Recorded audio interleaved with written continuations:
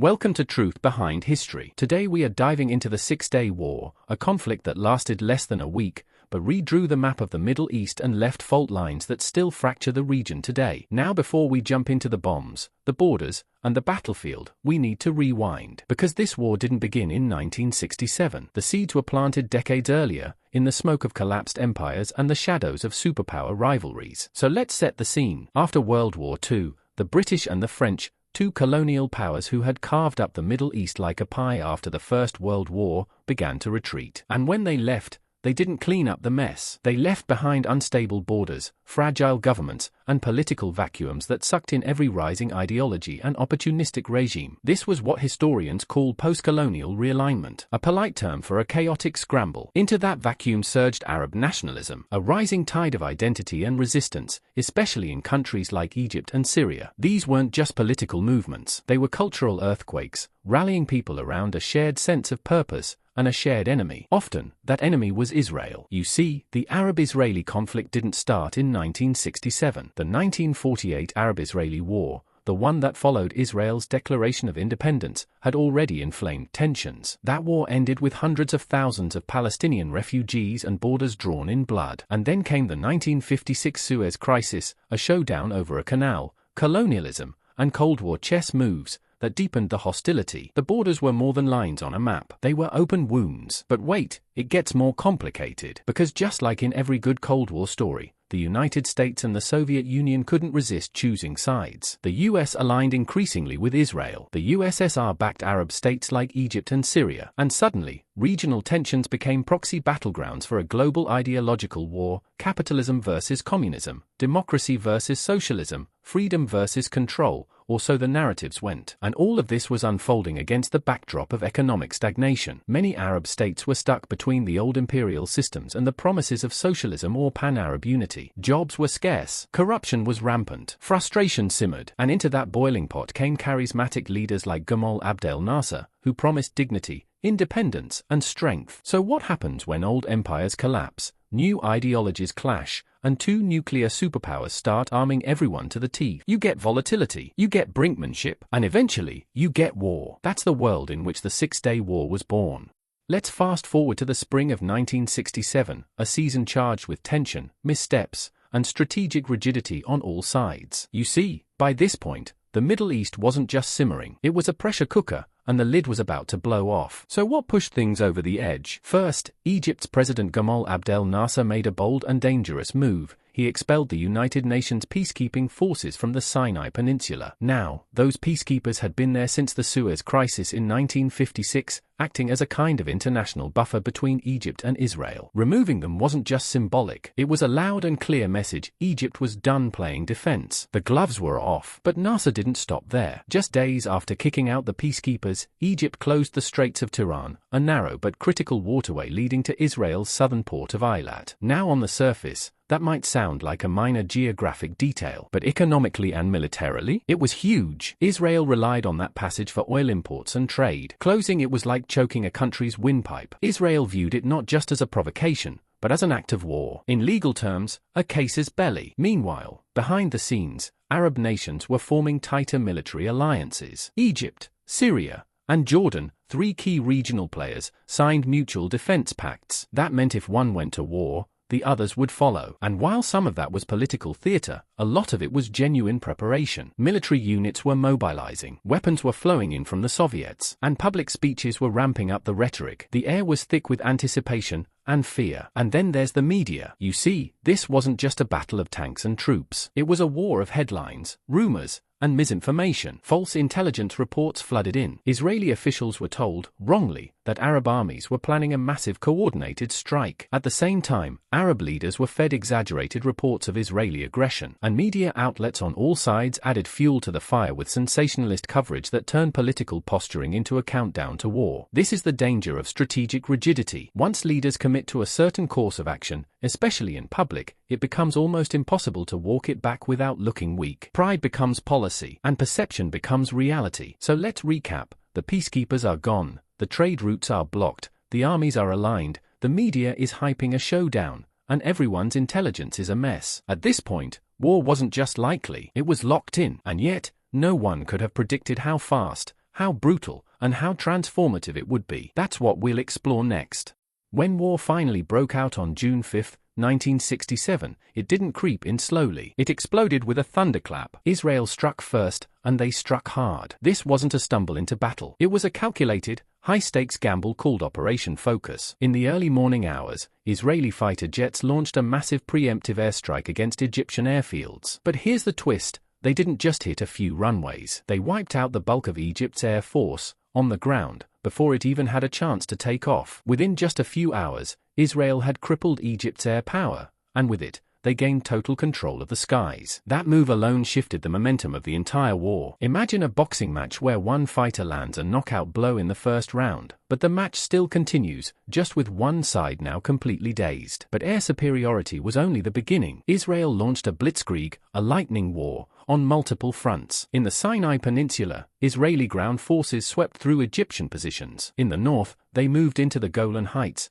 pushing against Syrian forces entrenched in the hills. And in the east, they advanced into the West Bank, taking territory held by Jordan. By the end of the war, Israel had tripled its territorial size. Tripled in just 6 days. Now, how was that even possible? The answer lies in the deep structural differences between the militaries involved. Arab armies, though large in number, were plagued by internal issues, overly centralized command structures, poor communication, and lack of coordination between allied forces. In some cases, units from different countries didn't even have shared operational plans. Orders were slow, responses were sluggish, and morale quickly plummeted as it became clear just how unprepared they were for Israel's speed and precision. Meanwhile, Israel had spent years preparing for this moment. Their military strategy relied on swift mobilization, tight coordination, and a clear understanding of terrain. Their intelligence network had already mapped out enemy positions, and their soldiers, many of them reservists, moved like a well-oiled machine. It was a masterclass in strategic surprise. But don't let the speed fool you. The consequences of this rapid victory would ripple for decades. Because when you redraw borders in 6 days, you create unresolved questions that can haunt generations. This was not just a war, it was a reordering of power, and the world would never look at the map, or the Middle East, the same way again.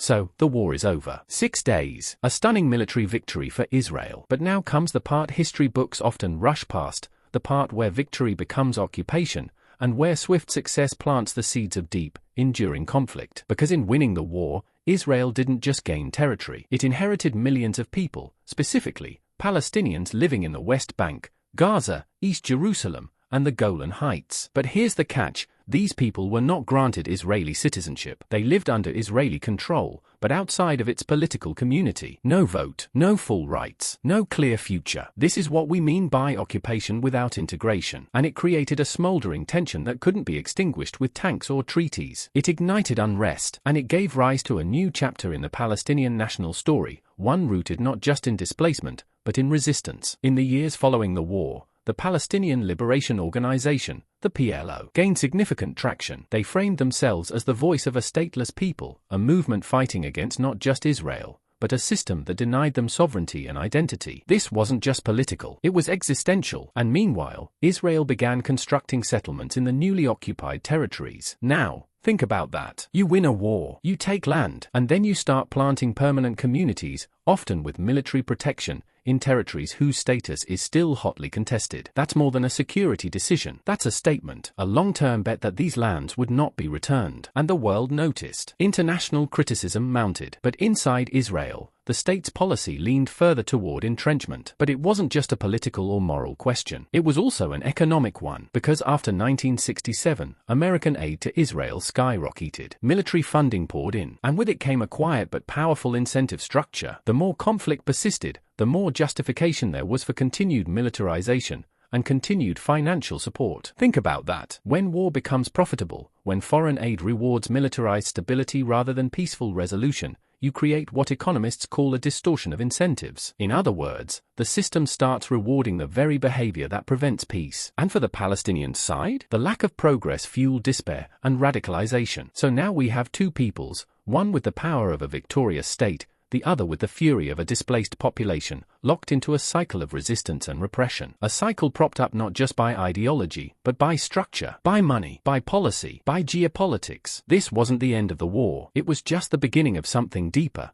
Now let's step back and look at the global ripple effects. Because while the Six-Day War was fought in the Middle East, its consequences stretched far beyond the desert. To understand why, you have to realize that the world was watching, and more than that, the world was invested. Let's start with the United States. Before 1967, America's support for Israel had been growing, but cautiously. After the war, that caution disappeared. Israel's stunning victory against multiple Arab states aligned with the Soviet Union made it a kind of Cold War trophy. It wasn't just about borders anymore, it was about ideology. Israel became a democratic outpost in a region increasingly leaning towards socialism or Soviet influence. And Washington took notice. American military aid and political backing surged. This was the moment the so-called special relationship between the US and Israel truly hardened into place. But that came at a cost. Arab nations saw this alignment and responded by tightening their own alliances, economically, culturally, and most importantly, through oil. In the years that followed, oil would become the Middle East's ultimate weapon. Not missiles, not soldiers, but black gold. Arab states,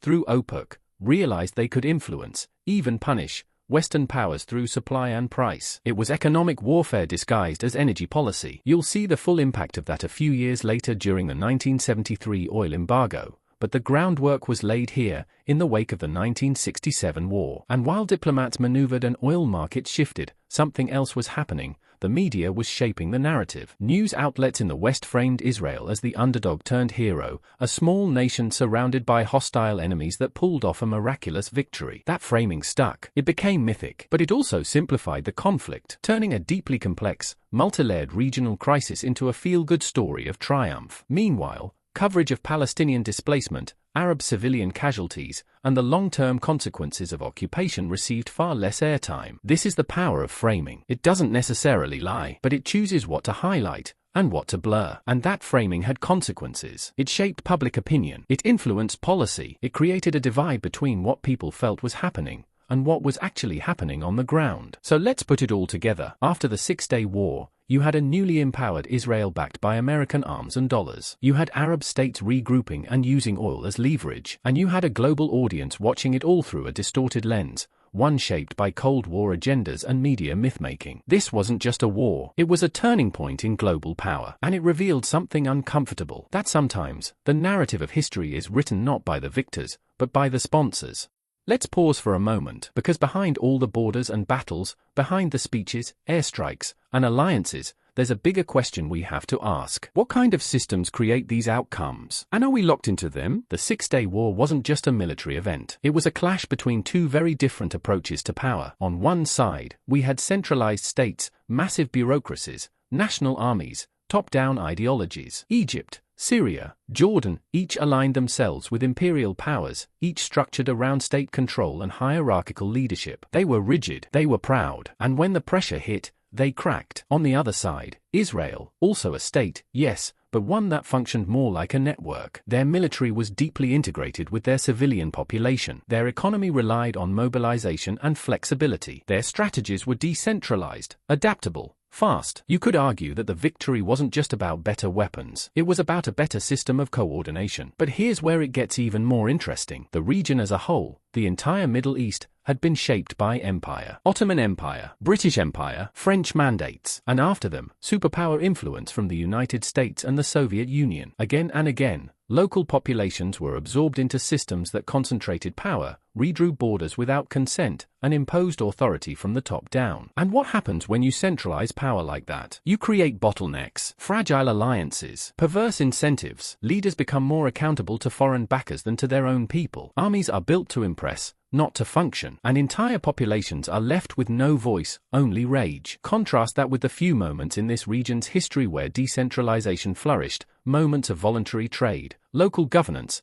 cultural coexistence. Those moments didn't collapse because they failed. They were overwritten by empires that couldn't tolerate independence outside their control. It makes you wonder, how many wars are really about ideology, and how many are about who gets to command the system? And when we talk about peace, do we mean stability imposed from above, or voluntary cooperation from below? These are not just abstract questions. They are structural questions, moral questions. Because when you reward centralization, whether through foreign aid, military power, or ideological alignment, you also entrench dependency. You remove agency, and you make conflict profitable. But when you decentralize, when you let communities govern themselves, trade freely, and choose their own paths, you introduce resilience. Not perfection, but adaptability. So maybe the real legacy of this war isn't just territorial. Maybe it's philosophical. Are we building systems that empower people, or systems that use them? So where does this leave us? We just explored one of the shortest wars in modern history, 6 days. But the consequences have lasted more than 50 years, and they're still unfolding. Because history isn't just about dates and maps. It's about systems, incentives, narratives, and people caught in the gears of machines they didn't build, often fighting battles they never asked for. The 6-Day War teaches us that power can change hands overnight, but peace, identity, and justice take generations. It reminds us that centralized empires, whether colonial, ideological, or economic, leave behind fractures that don't heal easily, and that occupation, once normalized, can become invisible to those who benefit, and unbearable to those who suffer. But maybe the biggest lesson is this: history is not inevitable. It's made by decisions, by values, by structures we choose to uphold or dismantle. And when we understand how those systems really function, not just who won, but why they won, and what it cost, we become harder to manipulate and easier to empower. So next time you hear a conflict framed in black and white, zoom out. Look for the incentives. Question the systems. Ask who gains from the status quo, and who's been written out of the story. That's what truth behind history is all about. If you found this video thought-provoking, make sure to like, comment, and subscribe. It helps more people discover these deeper perspectives. And if you want to go even further, check out my book, History They Tried to Erase. You'll find the link in the description. There's a lot more to uncover, so if you love history that challenges the mainstream and explores the hidden forces shaping our world, stick around, because we're just getting started.